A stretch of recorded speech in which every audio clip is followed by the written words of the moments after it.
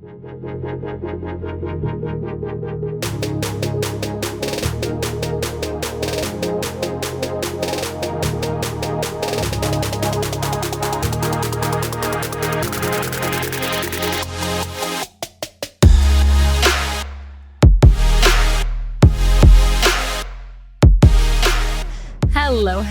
Welcome back to another episode of Shit's Hard. I'm your host, Amber. And today, as you can tell, we are talking about please fuel your fucking creativity. For the love of God. This episode is just kind of dedicated to like where I'm at, obviously, and like what I'm up to. But I thought it might be a helpful message because I think it's super easy to stray from your creativity. And unfortunately, in the modern hustle culture society that we live in, we don't really encourage creativity as a hobby. We kind of more so push it as like, oh, you should make a business out of that. You should sell that. And there's nothing wrong with making a business out of your creativity at all. Obviously, fucking look at me. That's what like I'm trying to do. But I do think there's a real beauty to like also investing in your creativity that is just a hobby and just trying to have both. This episode is brought to you post-therapy session. And I left with some good like notes this therapy session and some good things that I'm going to be working on this week. So it all kind of sprung from like a couple weeks ago, feeling like I'm not really good at anything. And this is like my deepest, darkest, like one of my deeper rooted insecurities is I feel like I'm not good at anything. Like I feel like I'm like good at stuff, but I'm not like great at anything. Like I'm kind of a jack of all trades and I'm like very interested in like a lot of stuff. And I'm very like interested in stuff and kind of like surface level get into it, but I don't like hone in on anything really. And so that's kind of like my underlying insecurity is that I'm not like really good at anything.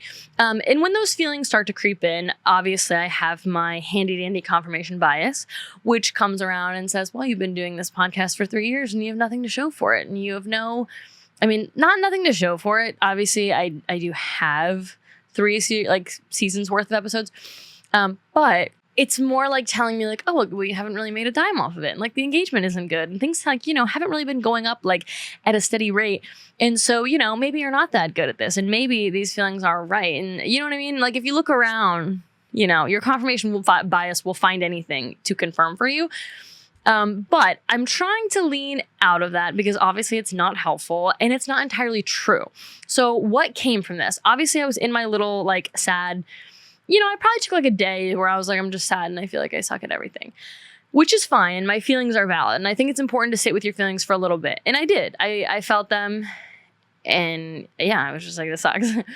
But once I was on the come up and I was like, okay, I can't sit in this feeling forever. That's not gonna be productive. And it's really not gonna be like helpful. So what are my options? I had this idea at work, actually. I was in between clients and I probably had like 5 minutes till the next client showed up. And I was like, especially as a creative, I need a pen and paper. And so I ran to the front desk. I ran around back, grabbed like whatever kind of like clear paper I could find. I think it was like a print off of like a sign-in sheet for like people who are working out. I took like a blank one that hadn't been used yet. And then I grabbed a pen, went back to the PT desk and I like sat down and I was like, I don't know why, but I needed to like write this out. I get that some people like the notes in their phone. And I think if that works for you, that's great. For me, if it goes in the notes in the phone, it might as well be in the abyss of fucking trash. I'm never going to go back to that. But I needed to like go through like the physical process of writing this out. And so I was like, okay, Amber, you're telling yourself you're not good at anything. You're not creative. You're not creative enough. You're not good at art or creativity or creating anything, right? You're not good at creating content. You're not good at whatever. And so that, like, for me, so not being good at creating content, for me, boiled down to, like, I'm not creative. And I don't have good ideas. And so I was like, when I was grabbing my pen and paper, I was like, let me challenge that. I was like, what have you created that was a representation, or that feels like a representation of you? Because I think for me, a lot of my creative stuff is connected to my identity and like how I present myself, which I think is just me, right? Because I think other people, they lose themselves in their creativity and they get to become somebody else or something else. which is really cool and beautiful, but like that's not like my creative vibe. So my creative vibe is like, how do I represent myself? How do I show up? How does my work represent me? And so I wrote the question, I wrote the prompt, and then I just started listing things. And I was like, all right, what have I created at any capacity of the word? What could that possibly mean? That feels like a representation of me. So first thing off the bat, I was like, my vision boards. I make a vision board once a year, usually around New Year's. It's a little collage of magazine cutouts put together. I love art with restriction. And so I think the collages, when I was in college, I have a design degree. So when I was in college, working on collages felt really good because it's the restriction of like, you can only use what's in, you know, the magazine. And you can obviously like, I would find like 10 magazines or something, but you can only use what's there. So you can't just think of something, you know, and like AI and then just be like, oh, bring me, you know what I mean? Like a bunny. You know, you got to find the bunny in the fucking magazine. And so, I really liked these in college and I really enjoyed making them. Art with limits is good. Art with no parameters is so fucking hard for me. It's like, where do I even begin? So I do this vision board twice a year. Maybe I'll insert the vision boards, a little picture in the video if you're watching. But these are my two vision boards from 2020. I think it's actually from 2022 and 2025. 2022 and 2024. I never did a 2023 one. I don't know why. But I plan to keep doing them because I really do like them. And they're kind of a representation of like, they're usually something to do with fashion, or the 2024 one it has like some Spanish on the top because I'm trying to learn Spanish this year. And it has a lot of travel and swimming because I wanted to do a lot of that this year. It has like food and wine and a candle, all things that I enjoy. I love wine. It also has a little text that says, go with your gut, which was kind of like, okay, so for me, my vision board is usually a lot of like, aesthetically pleasing, but also like a combination of things I want to do this year, experience or learn or whatever. And then I usually try to find like one text in a magazine that feels like my intention for the year. So that was my intention for this year, was go with your gut. And for me, that meant like really connecting to myself better, connecting to my intuition, my inner wisdom, and really like being able to operate from like, what do I actually want? As you can see, if you're watching the video on the 2023 one, I had face forward. This was actually the year that I moved to LA, and I was obviously like anxious and like not sure of where things are going. So that my intention was like, just face forward and just, you know, keep going and chug through. Obviously this one has a lot of more fashion. It also has a little tiny quote in the side that says a point of view is meant to be shared. And I wanted to kind of, you know, sneak that in there as like another intention of wanting to share my, you know, creativity or point of view or whatever with the world. So that was the intention for that one. I like the 2024 one better. Hopefully they just keep getting better because I feel like that one's, I don't know, I think it's better crafted. It has some fun like textures and colors too, or just things that I feel like represent me. So love the vision boards. That activity is super fun. And that was the first thing that I wrote down that came to mind of something I created that felt like a representation of me. So love that one. The second one I think was my podcast cover, which, you know, if you're watching, you've probably already seen a million times, but I do really love this cover. I worked very hard on it like 3 years ago, so it hasn't been updated, and I've thought about updating it, but I just feel so connected to the cover. I really like it. I like the outfit. I like the photo. I like, you know, the quality. I like my graphics. I like the Shit's Hard font, which is a custom font that was created for me by a friend who kind of helped me figure some things out. And then the color, obviously. So another thing, one of them was my Chipotle chicken bowls, which are, it's like at the beginning of my like food journey and learning to cook, and also trying to find like, you know, foods that didn't hurt my stomach. The Chipotle bowls are something that I referenced because I really like Chipotle, but I wanted to make the bowls at home. And then it kind of became this thing that I've made 100 times since then. And I've learned to like make my own corn salsa, and my own guac and my own, like, you know, just really customize it to me. And my chicken is so good. It's so moist. It's very tender, juicy chicken. And I don't know, that one, that's like, I've obviously created a ton of recipes, but that one feels like a representation of me. I've just made it so many times. Another one was my outfit that I wore to my best friend's birthday. This outfit definitely feels like a representation of me, and I just felt like myself in it. So I think another one was, I put my nails on there, which I do my own nails. I do my own gel X. It takes me fucking 3 hours every time. I have been doing them for about 2 years, maybe 3 now.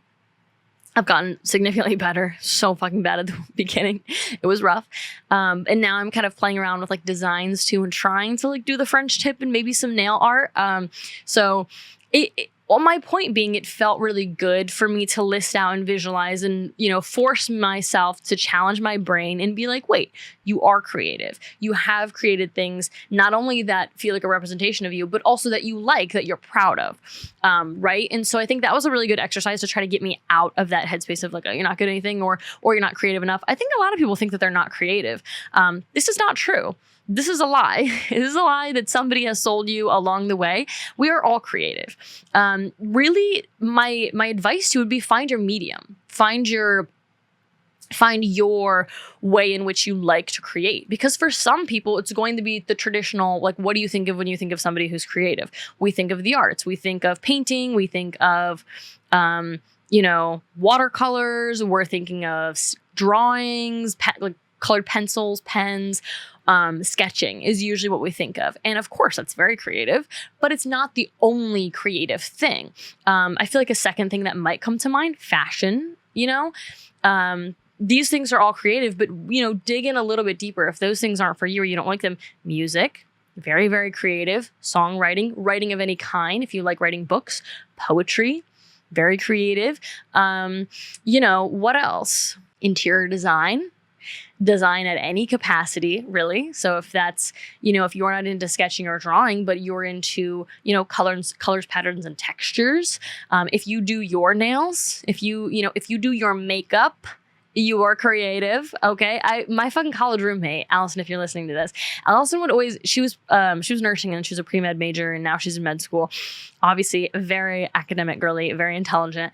And she was always like, oh, like you're the creative, like you're in architecture, you're in design school. And I'd be like, she is the one who taught me how to do my makeup. When I met her, I swear to God, I was like, will you teach me how to do my makeup? She was like, yeah. She's like, bring me what you have. And it's like a little tiny zip up travel bag of like a foundation, a concealer. Neither of them match, like eyelash curler, maybe a mascara. She was like, what the fuck is this?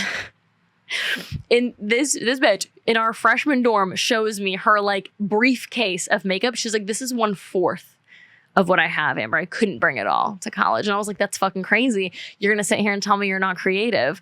Mind you, she's out here with the blue eyeliner. She's out here like, come on, be so fucking for real. If you're doing your makeup, that is very creative. So point being, there are so many modes of creativity. Honestly, what else? Like, let me think of some more because I feel like even these are kind of surface level. Sewing, if you like to sew, obviously fucking creative. Honestly, like social media, Instagram, if you enjoy creating like a curated aesthetic, that's pretty creative. Honestly, that's like, I don't think about my grid really when I'm on socials. But if that's you, if you're worried about like the grid and like, photo editing, photography, obviously, but any kind of like editing of any kind or like, that's fucking creative. So point being, if you thought you weren't creative, allow me to prove you wrong. You are creative. You just haven't found your mode or medium or the way in which you enjoy creativity. Because for me, yes, I went to design school. No, I'm not good at hand sketching. I am not good at drawing by hand. But I was much, much better at floor plans or I wasn't really great at architecture, to be honest with you. But at this point in my life right now, I really like songwriting. I love writing, actually. And so I started singing with one of my clients. And then actually now I've started songwriting and I'm learning piano. And these are things that like I started at like 23.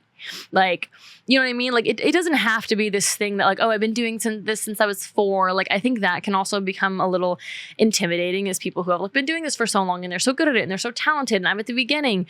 I think for me, that's where I've been trying to lean into like, there's no rhyme or reason behind this. I just enjoy it and I'm doing it for the purpose of enjoyment. So it doesn't matter where I'm at. It doesn't matter how good I am. It doesn't matter that I'm like, like really not that good at piano. Like I know where the keys are now, but like left hand and right hand at the same time. Oh my God. I don't know how anyone is doing that. And then of course, when I have like a full set of nails on, it's like another little layer.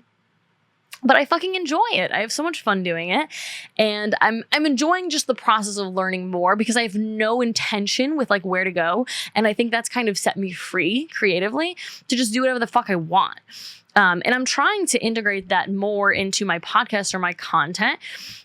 So like trying to create just for the sake of creating has really been like freeing. I also do feel like doom scrolling is like limiting my creative intake. I think with my like socials, my TikTok, my Instagram, whatever, I don't want to be influenced by other people. Now, granted, if design school taught me one thing, it's like copy everybody else. It's like look around, see what other people are doing. But that's not to say it's like copy verbatim, like copy paste what other people are doing or what's trendy. It's more like get inspiration from others and take that inspiration and take what you like and leave what you don't. And that's something that I've learned from going to dance classes. I've been going to Millennium. I haven't been in like a couple fucking months. I need to go back because I do have so much fun. And that's another creative place that I really am. I'm at the beginning. I started taking dance classes when I was 23, but it's just so much fun. It's so much fun and it feels so good. And I feel so good after, and my soul feels like alive after. And so the teacher there, I go to classes with KK Jans. She's fucking amazing. She's so good. And just, it's like not even the dance, but it's just like the way that she talks and delivers and teaches, which is like so magical. And she says all the time, she's like, sometimes she's like, this is the move. She's like, sometimes I like to add a little bit of this, add a little bit of that. And she's like, if you like it, take it. It's yours. Like, if you don't, leave it. Or she'll be like, somebody in the other class was doing this. They seem to really enjoy it. If you like it, take it. It's yours. And it's all about drawing inspiration from other people, not literally stealing ideas, but drawing inspiration and coming up with your own individual like creative thing and being like, oh, I have a little piece from them and I have a little inspiration from them and I really liked what they were doing. And now I have my own thing made up of all three plus me, And that's in all forms of creativity. So I don't think isolated creation is the answer, but I feel like for me, I end up like doom scrolling on TikTok, or I lean too far into like, what is everybody else doing? What is the trends? What is the algorithm like? A hook, something to pick it up. Oh, like fast, keep their attention. And it's kind of made me hate short form content. I love the podcast because it's fucking mine and I do whatever I want. And I don't watch a lot of long form content. And you might be thinking that's a bad thing. You know what? I'm gonna let the cat out of the bag. I don't even listen to podcasts. Why, you might ask? I don't know. I think I just like doing this. I like doing it. You know what I mean? And it's not about like, what is the algorithm like? What is the people like? Like, I just want to create my thing and do my message and like, hopefully create a community here. But I know that it feels good the way that I do it. And I know that I really like my intro video and I really like my outro video and I like the audio and I like, and you can bet your sweet ass that I fucking edited that intro video myself. And I clipped up all those little clips. And, somebody else shot the video, obviously, but I had a front, I was in the driver's seat and I had like a front row, seat, like picking out what goes where. And that's what I'm happy about. And that's what I'm happy about with the podcast. And I think, with TikTok, like it's hard. Don't get me wrong. Like content it's really hard. And when you work so hard in a video and it flops, kind of feels like your fucking self-worth just flopped. Feels like everybody is like, that's really fucking bad. And it's like, you have to lean away from it because I really am trying to not put my value into the numerical data or engagement that comes out of TikTok or YouTube because, it's easy to tell yourself you're not good at anything. And it's even easier when there's numerical values to prove that point. It's like, fuck, shit's hard. That's ironic. I didn't mean to say that. The shit is fucking hard though. And so, but I think what I'm trying to lean into is if I'm really proud of the content and I feel good about it, then what does it fucking matter? And then the numerical value really, you know what I mean? Like, it feels like I went through a portion where I was like making videos and I was like really trying to like focus on the hook. And then, I'd throw it up there and I'd be like biting my nails like, do they like it? And do I like it? Did I ever ask that? Like, do I actually like it? And so the other day, I posted a video of what I just told you guys. I posted on TikTok, I posted on YouTube, and I even posted it on Instagram, which I never post videos on Instagram because I'm just mortified of being myself on that app. But I really felt good about this video. So what I just told you guys, that journal entry of what have you created that's felt like a representation of you, and then I put that list. I made a TikTok of it, and it felt so good to make the TikTok. Like, it just felt really nice. And I did, like, you know, me writing down my vision board, and then I did a clip of the vision board, and I wrote down the podcast cover, and I did a clip of that. And it was so much fun to create. And I was really proud of the end result that I literally didn't care. Like, I was excited to post it. I felt like really good about it. When I finished editing, I felt like that video is it. That's a representation of me. That feels good to put out on the internet. And, you know, and maybe somebody gets something out of it and maybe somebody doesn't. But, like, I don't know. I feel like that's what I want with my content. That's what I feel with the podcast, and not with every episode, of course, right? Like, not everything is going to be this perfect, happy, hunky-dory world. Oh my God, I feel like myself every day. Like, no, obviously some days are worse than others. Some videos are worse than others. Some, you know, whatever. Some TikToks are worse than others, but I think I'd rather chase that feeling of really making a video that just feels good and is fun to make and is fun to record and is so fun to edit and just feels really good to put up there. I feel like that will be my definition of success. So that's kind of my like advice on this video or takeaway is, like, just create shit that you fucking like, shit that you feel good about, shit that you feel proud of. And you know, I'm trying to, so I set my limits on TikTok and Instagram, and I just changed them even down to 30 minutes because I feel like I'm doing a lot of doom scrolling and it's not helping. I don't feel good after. I don't feel creative after. I feel shitty. One, because I'm comparing myself to all these creators that I'm seeing. I feel, influenced to the point where I don't want to make my own creative videos. I want to remake these videos that I'm seeing. So it's kind of draining my creativity. And so I don't know. I really feel like I need to take a step back from social media in order to step into my own creative voice and be like, what do I want to create? And if I could just get on TikTok just to post and not, like, scroll at all. And, you know, I already broke today. I already got on. But I haven't hit the 30-minute mark yet, and it's like 4 p.m. So where's my pat on the back? No, for real though. I feel like that is going to help me get my creative juices flowing, is trying to block out the noise. And this was part of leaving Ohio too, was literally blocking out the noise that was trying to influence me. And I don't mean that in, like, the word influencer. I literally mean that in terms of, like, oh, you should be doing this, and oh, you should be doing that, and you should be going to architecture school, and you should keep this job. And I was like, no. But I'm sensitive to my environment and I listen to what other people say. And so I got the degree and I worked at the job and I was like, fuck this. So thank God I finally broke and left. But even in LA, I still feel that little daunting voice of, you know, people, you know, who have the best intentions, but are like, you know, oh, like, maybe you should do this different with your content. Oh, like, maybe you should, you know, change the name of the podcast because it has a bad word in it, and maybe brands won't want to work with you, and maybe the algorithm won't. And it's like, I really need to take a step back, turn that volume down, because it doesn't matter. I don't care what the algorithm wants. I don't care what everyone else wants from me. I don't care what a brand might want from me. I want to stay authentic, to make what I want. The podcast is called Shit's Hard. I like the title. It feels like me. It feels good. It's mine. Like, I know I'm sounding like so control. And I am. I'm a control freak about this fucking content. I really am. Especially with my podcast. I'm anal as hell. I'm almost grateful that I'm, like, a small creator now because I have unlimited, like, control and creative control over what I'm doing. Because I know once you get bigger, you know, if you get a show on Netflix, like, Netflix sure as shit is going to have something to say about the show, about something to say about this, that, and the other. You know, eventually when I get an agent, a media agent, to help me with content and stuff, I'm sure they're going to have many things to say about this, that, and the other. And I know that I'm going to struggle with relinquishing control because I like, and I really am, like, clinging to, like, this is mine. And I think I'm having a healthy sense of, you know, there's not many things you can control in the world. I can control this.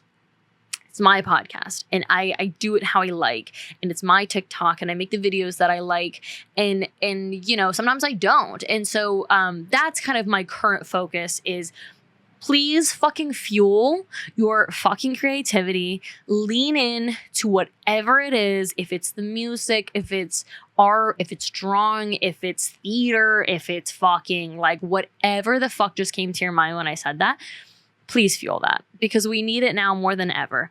Even if it's just a hobby, even more so if it's just a hobby. I think your passions as a career is great, but like we have to have some things that we do just for shits and gigs.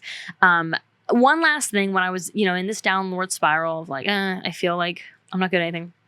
Where's my future? Where's this going? I came across this video on YouTube where this guy was talking about basically saying, if you're in your 20s and you're struggling, like blah, blah, blah, this video is for you, whatever. And he's like, the path will light as you walk it. So kind of saying like, it's not going to illuminate before you start. You need to walk the path first. And then, it will ignite and light up as you go, which I like that. And another thing that, along the same lines was, you're not going to figure it out by thinking. You're going to figure it out by doing. And little Miss Anxious me, I sit around fucking thinking all day. It's my pastime. It's my hobby. And it hasn't gotten me anywhere. It just makes me more anxious. And so I love the idea of think less, do more. Whatever that means to you. So thinking less about your future, anxiety, what is this, where is this going, and doing more.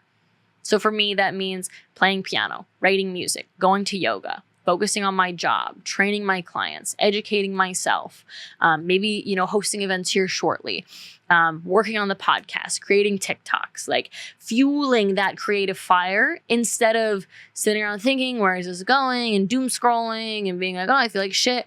I have to get myself out of this, So I think the way out is by doing, whatever that means to you. So that's the shit we're working on this week, is less thinking, more doing.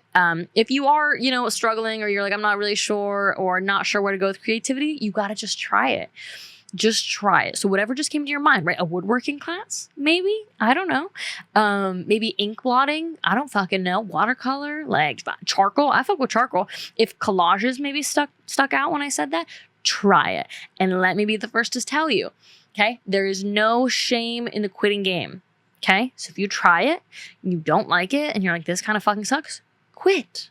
Don't do it again. But if you try it and you're like, oh, I really like this, stick to it and prioritize whatever in your life, whatever activities in your life just ignite you. You just feel good after. You just feel refreshed. Prioritize that shit. So lean into that, lean away from the shit that isn't serving you. And, if you're having trouble figuring out what that is, try everything. Be open, especially if you're young, 20s, 30s, and you're really not sure. Try it all. Literally just be open and try it all. One rule I have for myself, you got to try it once. Okay. So if it's an activity, it's a food, you got to try it once. And then if you don't like it, you never have to do it again. Okay. But I fucking tried what is it called? I tried jujitsu. Okay. Because my boss is obsessed with it. And there's a bunch of trainers at my gym that love it. And they go to this fucking jujitsu gym and they eat that shit up. And he's like, first class is free. You got to come to jujitsu. I went. I fucking hated it. I did not like it. And jujitsu was not for me.